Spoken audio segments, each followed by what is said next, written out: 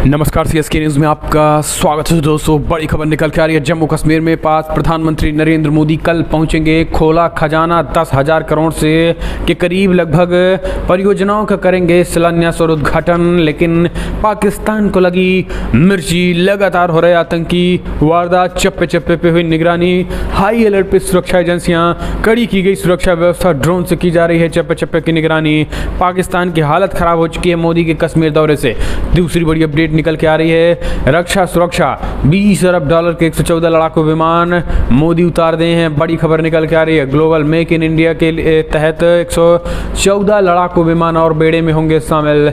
तीसरी बड़ी अपडेट निकल के आ रही है। यूक्रेन, ब्रिटेन और भारत के बीच बड़ी डील हुई है। जी हाँ, दरअसल जॉनसन ने दिया सबसे बड़ा तोहफा। कहा भारत के साथ मिलकर हम बनाएंगे जेट, भारत लगाए थोड़ा पैसा, हम भी लगाए थोड़ा पैसा और अपने से मेक इन इंडिया अभियान के तहत लड़ाकू विमान बनाने का करेगा मदद। तो ये बड़ी खबर निकल के आ रही है और खतरनाक लड़ाकू विमान है जो कहीं ना कहीं हम कह सकते हैं कि F-17 या फिर बात करें हम राफेल की तहत है। चौथी बड़ी अपडेट में बताएंगे। अमेरिका में गरजी वित्त मंत्री निर्मला सीतारमण यूक्रेन संकट के बीच चुनौतियों को अवसर तलाश रहा भारत, बताया कई मुद्दों पर कहा हमने पूरी दुनिया की मदद की है। वहीं अगली अपडेट में बताएंगे दोस्तों, जहां बड़ी खबर खूनी जंग के बीच रूस और यूक्रेन का दौरा करेंगे UN chief Antonio Guterres. UNHRC से बाहर होने के बाद करेंगे पहली बार रशिया का दौरा, वो हम आपको बताएंगे। और इस बीच तीसरी बार चीन की सत्ता पर काबिज होंगे शी जिनपिंग, अभी से तैयारी शुरू। सीपीसी कांग्रेस के प्रतिनिधि चुने गए हैं, तो वो भी हम आपको बताएंगे। इस बीच बड़ी खबर निकल के आ रही है। ताइवान पर मंडरा रहा है युद्ध का खतरा, कोयला संकट से निपटने के लिए ऊर्जा मंत्रालय ने उठाया है बड़ा कदम। अब बिजली संयंत्रों को 3 साल तक नहीं आएगी कोई दिक्कत। तो एक एक करके आपको विस्तार से बताएंगे, लेकिन उससे पहले छोटा सा निवेदन, अगर आपने चैनल को अभी तक सब्सक्राइब ना किया तो पल पल के अपडेट के लिए चैनल को सब्सक्राइब करना ना भूले दोस्तों। और इस देश की इंडियन आर्मी के लिए भी जय हिंद लिखिए। दरअसल पहली बड़ी अपडेट निकल के आ रही है। प्रधानमंत्री मोदी के दौरे से पहले पाकिस्तान परेशान, जम्मू कश्मीर में आतंकी वारदातों में आई तेजी। बड़ी खबर निकल के आ रही है। पीएम मोदी खोलेंगे खजाना, कल करेंगे कई चीज़ों का उद्घाटन। दरअसल प्रधानमंत्री मोदी रविवार को जम्मू कश्मीर के सांबा जिले के पल्ली गांव का दौरा करने वाले हैं। प्रधानमंत्री मोदी यहां राष्ट्रीय पंचायती राज्य दिवस पर होने वाले कार्यक्रम में शामिल होंगे। जम्मू कश्मीर में आर्टिकल 370 खत्म होने के बाद से प्रधानमंत्री नरेंद्र मोदी का इस राज्य का ये पहला दौरा है। जम्मू कश्मीर की अपनी यात्रा के दौरान प्रधानमंत्री मोदी 31 करोड़ रुपए से अधिक की लागत से बनी वनिहाल कांजीगुंड रोड सुरंग का उद्घाटन करेंगे। 8.5 किलोमीटर लंबी सुरंग वनिहाल और काजीगुंड के बीच सड़क के दूरी को 16 किलोमीटर कम कर देगी और यात्रा के समय को लगभग 1.5 घंटे कम कर देगी। इतना ही नहीं, आपको बता दें 8.5 किलोमीटर लंबा सुरंग मार्ग 2 सुरंगों वाला है। परियोजना का काम जून 2011 में ही शुरू हो गया था। इतना ही नहीं, आपको बता दें प्रधानमंत्री नरेंद्र मोदी जो है इसमें बनिहाल काजीगुंड रोड जो है टनल, ये 3100 करोड़ रुपए की लागत से बना है। इसके साथ ही 1700 करोड़ की लागत से एक और मार्ग, एक और टनल, यानी कई पुल, कई टनल, कई मार्ग का उद्घाटन करेंगे प्रधानमंत्री। लगभग 10,000 करोड़ की परियोजना का उद्घाटन करेंगे। तो इससे पाकिस्तान को मिर्च लग गई है और पाकिस्तान की बौखलाहट बढ़ गई है। यही कारण है कि आतंकी वारदातें लगातार जारी है। पिछले 24 से 48 घंटे में अब तक 6 से 7 से 8 से करीब आतंकियों को ढेर किया जा चुका है। चप्पे चप्पे पे सुरक्षा एजेंसियां पूरी तरीके से निगरानी कर रही हैं। कड़ी की गई है सुरक्षा व्यवस्था, ड्रोन से चप्पे चप्पे की निगरानी की जा रही है। पीएम मोदी के दौरे से पहले ये हाई अलर्ट और सुरक्षा एजेंसियां पूरी तरीके से अलर्ट हैं। किसी भी विध्वंसक गतिविधि को रोकने के लिए सीमा और राष्ट्रीय जाँच मार्ग सुरक्षा ग्रिड को मजबूत करने का आह्वान किया गया है। सुरक्षा एजेंसियाँ आयोजन स्थल पर अन्य जगहों पर आधुनिक ड्रोन से निगरानी कर रही हैं। राष्ट्रीय पंचायती राज्य दिवस के मौके पर पीएम मोदी 5 एक्सप्रेसवे का शिलान्यास करने के साथ ही वनिहाल काजीकुंड टनल का उद्घाटन करेंगे। और उपराज्यपाल मनोज सिन्हा ने बताया है कि प्रदेश में अगले 4 सालों में बिजली उत्पादन दोगुना करने के उद्देश्य से प्रधानमंत्री 850 किलोमीटर मेगावाट रेलवे तथा 540 मेगावाट क्वार हाइड्रो प्रोजेक्ट का शिलान्यास करेंगे। तो ये एक बड़ी खबर है। हम चलते हैं एक और अपडेट लेते हैं दोस्तों। बिग ब्रेकिंग, जॉनसन ने भारत को अपने लड़ाकू जेट बनाने में मदद की, भारत से की पेशकश, कहा मेक इन इंडिया को मिलेगा बढ़ावा। दरअसल भारत और ब्रिटेन के बीच एक बड़ी डील होने की संभावना है। हालांकि भारत भी इस पर काफ़ी उत्सुक है, लेकिन अभी फाइनल मुहर नहीं लगी है। लेकिन कल आए बोरिस जॉनसन ने आखिर ये क्या है? दरअसल फाइटर जेट बनाने के लिए ब्रिटेन पीएम बोरिस जॉनसन ने भारत को मेक इन इंडिया के तहत एक ऑफर दिया है, और ये खतरनाक कहीं ना कहीं हम कह सकते हैं कि फाइटर जेट है।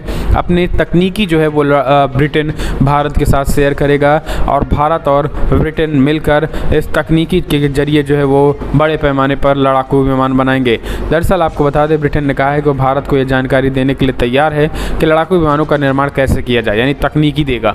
यूके के प्रधानमंत्री कार्यालय के एक बयान में कहा गया है कि ब्रिटेन भारत को नए लड़ाकू विमान बनाने में मदद करेगा। वो भारत को जंग जीतने वाले लड़ाकू विमानों के लिए जरूरी जानकारियों को सर्वोत्तम पेश करेगा। ब्रिटेन के इस प्रस्ताव पर रूस पर भारत की रक्षा आवश्यकताओं के लिए भारत की निर्भरता को दूर करने के प्रयासों में भी रूप में देखा जा रहा है। भारत रूस से स्पेयर पार्ट्स सहित रक्षा उपकरणों का एक बड़ा हिस्सा आयात करता है। ब्रिटेन की ओर से कहा गया है कि ये वो हिंद महासागर में खतरों की पहचान करने और प्रतिक्रिया देने के लिए नई तकनीकी के लिए भारत की आवश्यकताओं का भी समर्थन करेगा। आपको बता दें, ब्रिटेन की ये पेशकश रक्षा क्षेत्र में आत्मनिर्भर बनने की कोशिश कर रहे भारत के लिए काफ़ी अहम है। दरअसल आपको बता दें, ब्रिटेन दुनिया के उन चुनिंदा देशों में शामिल है जिनके पास लड़ाकू विमान बनाने की उच्च तकनीकी है। ब्रिटेन से अगर भारत को लड़ाकू विमान निर्माण से जुड़ी जानकारी मिलती है तो ये भारत के लिए काफ़ी अहम होगा। इसके साथ ही ब्रिटेन और भारत करीबी रिश्ते रक्षा क्षेत्र में और बनेंगे। अब आप सोच रहे होंगे कि ब्रिटेन भारत को ये ऑफर क्यों दे रहा है। दरअसल आपको बता दें, भारत के अलावा ऐसा कोई देश नहीं है जिनके पास इतना पैसा होगा कि वो ब्रिटेन के इस फाइटर जेट को बनाने में लगा सके, और इससे कहीं ज़्यादा पैसे वाले देश को ब्रिटेन देना भी नहीं चाहता, क्योंकि वो और ओवर स्मार्ट होंगे और वो कहीं ना कहीं एक तरीके से ब्रिटेन को भी चीट कर सकते हैं। अमेरिका हो, तमाम कोई भी देश हो, तकनीकी इतनी जल्दी किसी को शेयर नहीं की जाती है, लेकिन ब्रिटेन ने भारत को ये ऑफ़र दिया है जो कि एक अच्छे ऑफ़र है, और इस पर बड़े ही गंभीरता से भारत विचार भी कर रहा है। और ये राफेल जैसे लड़ाकू विमानों की तरह ही फाइटर जेट होगा। तो ये एक अच्छी खबर। हम चलते हैं एक और अपडेट लेते हैं। दोस्तों, बड़ी खबर, 114 लड़ाकू विमान जल्द ही बेड़े में और शामिल हो जाएंगे। मेक इन इंडिया के तहत हुई है बड़ी डील। 114 मल्टी रोल लड़ाकू विमान के उत्पादन के लिए $20 अरब से अधिक राशि के समझौते के लिए भारतीय वायुसेना इन विमानों का निर्माण भारत में ही करने की नीति अपना सकती है। इसके लिए वो रणनीति भागीदारी नीति को लेकर by global make in India खरीद दुनिया भर में और भारत निर्माण के रास्ते को प्राथमिकता देगी। By global make in India रक्षा मंत्रालय राजनाथ सिंह के तहत आने वाली रक्षा अधिग्रहण प्रक्रिया 2020 में उपलब्ध कराई गई खरीद प्रक्रिया की एक श्रेणी है जो विदेशी हथियार प्रणालियों की खरीद और मेक इन इंडिया के तहत देश में ही निर्माण के कार्य को आसान बनाने का काम करती है। समाचार एजेंसी ANI के तहत एक रिपोर्ट के अनुसार सरकारी सूत्रों ने कहा है कि स्वदेश में निर्मित LCA यानी हल्के युद्धक विमान तेजस और 5वीं पीढ़ी के advance medium combat aircraft projector के साथ 114 MRF प्रोजेक्ट के भी वायुसेना को उत्तरी और पश्चिमी विरोधियों का मुकाबला करने के लिए जरूरत होगी। हम चलते हैं एक और अपडेट लेते हैं। तो दोस्तों, बिग ब्रेकिंग न्यूज़ निकल के आ रही है, जहां अमेरिका में गरजे वित्त मंत्री निर्मला सीतारमण का हमने संकट यूक्रेन संकट के बीच की है आर्थिक तौर पर यूक्रेन को बड़ी मदद आर्थिक और मानवीय तरीके से। दरअसल वित्त मंत्री निर्मला सीतारमण ने शुक्रवार को कहा है कि भारत चुनौतीपूर्ण परिस्थितियों में अवसरों को निकाल रहा है, क्योंकि रूस यूक्रेन के बीच लंबे समय से जारी जंग की वजह से दुनिया को ईंधन की कीमतों में बढ़ोतरी और खाद्यान्न की भारी कमी का सामना करना पड़ रहा है। वहीं ऊर्जा के मोर्चे पर अमेरिका की ओर से सहयोग किए जाने को लेकर वित्त मंत्री ने कहा है कि अगर कोई सहयोग है और उससे ऊर्जा बढ़ाना चाहता है तो उनका स्वागत होगा। अमेरिका में भारतीय दूत तरनजीत सिंह संधू के साथ वाशिंगटन में एक संवाददाता सम्मेलन को संबोधित करते हुए वित्त मंत्री निर्मला सीतारमण ने कहा है कि भारत अपने निर्यात के लिए एक बाजार खोलने और भूख को खत्म करने के लिए सार्थक सहायता प्रदान करने की कोशिश कर रहा है। हालांकि वित्त मंत्री ने कहा है कि उन्होंने इस बार चिंता जताई है भारत जैसे देश जहां अपनी कृषि उपज विशेष रूप से अनाज को आगे बढ़ाने की क्षमता है को विश्व व्यापार संगठन WTO के साथ कठिनाइयों का सामना करना पड़ता है।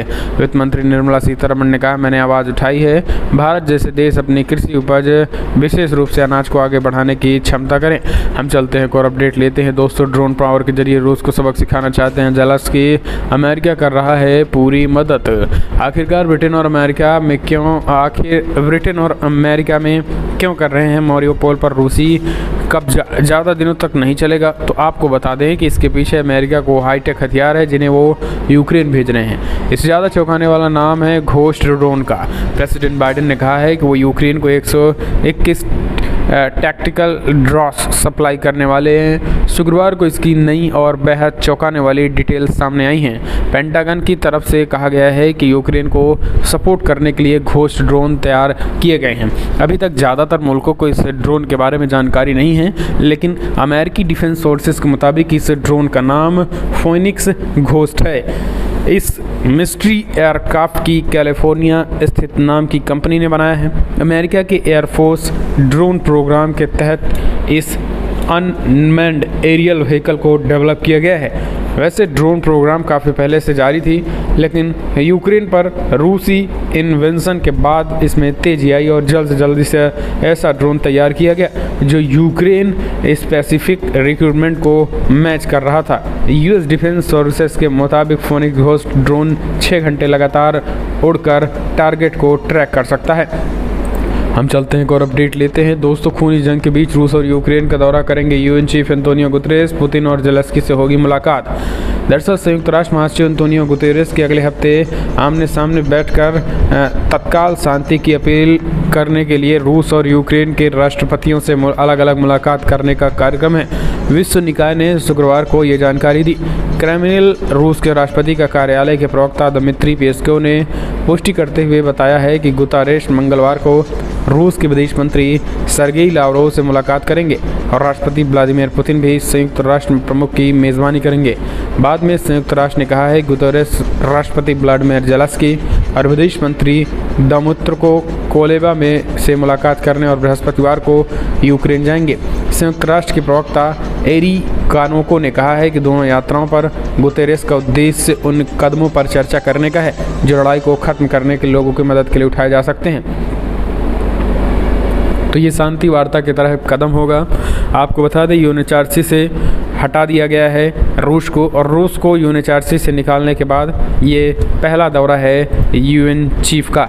हम चलते हैं और अपडेट। तीसरी बार चाइना की सत्ता पर काबिज होते ही जिनपिंग अभी से तैयारी शुरू। सीपीसी कांग्रेस के प्रतिनिधि भी चुने गए हैं। चीन की सत्तारूढ़ कम्युनिस्ट पार्टी ने राष्ट्रपति शी जिनपिंग के एक दुर्लभ तीसरे कार्यालय की राह बनानी शुरू कर दी गई है, क्योंकि अगले कुछ महीनों में होने वाली पार्टी सीपीसी कांग्रेस के लिए एक प्रतिनिधि के रूप में सर्वसम्मति से चुने गए हैं और उनके पद बने रहने के लिए मुहर लगाए जाने की व्यापक रूप से उम्मीद है। पार्टी कांग्रेस की बैठक 5 साल में एक बार होती है। सरकारी समाचार एजेंसी सिन्हुआ की खबर के अनुसार 68 वर्षीय शी जिनपिंग को शुक्रवार को सर्वसम्मति से पार्टी के गुआंगदी क्षेत्रीय कांग्रेस में communist party of China CPC की 20वीं राष्ट्रीय कांग्रेस को प्रतिनिधि चुना गया है। खबर में कहा गया कि सी को सीपीसी केंद्रीय समिति ने 20वीं सीपीसी राष्ट्रीय कांग्रेस में प्रतिनिधित्व के लिए उम्मीदवारों के रूप में नामित किया गया है और ये कांग्रेस 2022 की दूसरी छमाही में होने वाली है। हम चलते हैं और अपडेट लेते हैं। बड़ी खबर निकल के आई है दोस्तों। अब ताइवान पर मंडरा रहा युद्ध का संकट। चाइना के 7 एयरक्राफ्ट फिर ताइवान के एयर स्पेस में घुसे। क्या ये जंग की शुरुआत समझें? यूक्रेन पर रूस के हमले के बाद से दुनिया को अब और युद्ध का भय सताने लगा है और वो चाइना और ताइवान का है। खबर आ रही है कि ताइवान के एयर स्पेस में चीन ने फिर से घुसपैठ की है। जानकारी के मुताबिक ताइवान की सीमा में चाइना के 7 एयरक्राफ्ट ने घुसपैठ की है। चीनी सेना के 7 विमानों ने ताइवान सीमा पार कर डाली है। जिस तरीके से चीन लगातार ताइवान में अपने विमानों की लड़ी लगाने में लगा हुआ है और उससे कहीं ना कहीं ये बात सच होती दिखाई पड़ रही है। चाइना जल्द अगला कदम उठाएगा और ताइवान अगला यूक्रेन वाला है। चीन का अपने पड़ोसी देशों को लेकर रवैया शुरू से ही आक्रामक रहा है, फिर चाहे वो देश नेपाल हो या भूटान। ताइवान सब चीन की हरकतों से वाकिफ़ है। चीन हमेशा ये दावा करता रहा है कि ताइवान उसके राष्ट्रीय क्षेत्र का हिस्सा है, न कि कोई स्वतंत्र देश। 1949 में गृह युद्ध के बाद चीन और ताइवान अलग हो गए थे। चीन कहता रहा है कि ताइवान चीनी क्षेत्र का अविभाज्य हिस्सा है और ताइवान के मुद्दे पर किसी भी विदेशी हस्तक्षेप के लिए कोई भी जगह नहीं है। हम चलते हैं एक और अपडेट लेते हैं। तो दोस्तों बड़ी खबर, कोयला संकट से निपटने के लिए ऊर्जा मंत्रालय ने उठाया बड़ा कदम। अब बिजली संयंत्रों को 3 साल तक नहीं आएगी कोई दिक्कतें। देश के कई राज्यों में कोयले की कमी को दिक्कतें मिल रही हैं, जिसके चलते राज्य सरकार लगातार केंद्र से मदद की गुहार लगा रहा है। इस बीच ऊर्जा मंत्रालय ने जी उत्पादक स्टेशनों को लेकर एक बड़ा कदम उठाया। दरअसल देश में बिजली बढ़ती मांग को देखते हुए किए जा रहे विभिन्न उपायों के तहत ऊर्जा मंत्रालय ने निजी उत्पादन स्टेशनों द्वारा राज्यों को आवंटित कोयले के उपयोग के लिए कार्यप्रणाली में संशोधन किया गया है, जिसके चलते कोयले की आपूर्ति की अवधि को अब तक साल से बढ़ाकर 3 साल कर दिया गया है। जानकारी के अनुसार मंत्रालय ने एक बयान में बताया है कि बोली प्रक्रिया के समय सीमा में संशोधन किए गए हैं।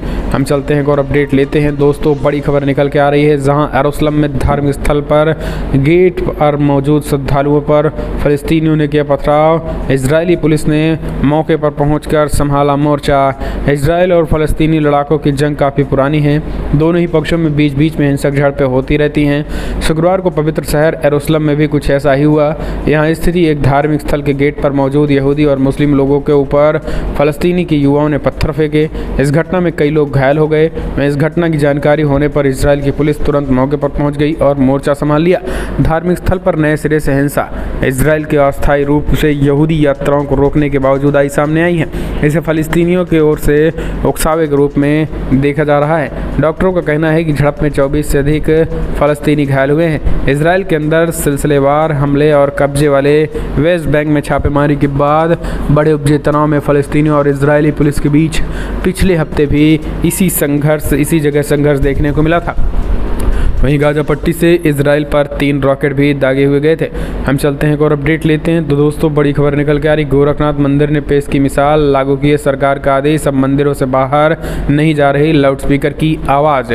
धार्मिक स्थलों से लाउडस्पीकर की आवाज़ उतनी ही आनी चाहिए जितनी किसी को असुविधा ना हो।